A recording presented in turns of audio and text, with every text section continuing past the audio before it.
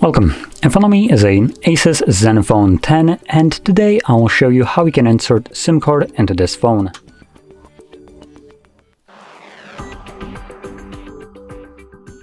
So to get started, you'll need to grab a SIM eject tool like this one, which comes provided with a device in the box, though it might look a little bit different.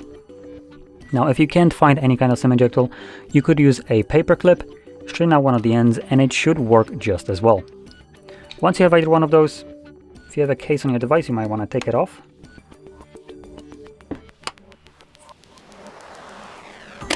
There we go. And our tray is at the bottom. So using your tool, push the little pin in, and you can see that the tray will slide out just enough for you to be able to grab it and take it out using your fingernails. On the tray you have space for two different SIM cards, so you can place one on either side. I'm going to occupy the top one, clip the SIM card in place, so if you flip it over it should not fall out, and then simply insert it back into your device. The card should start working right away or after like a couple seconds.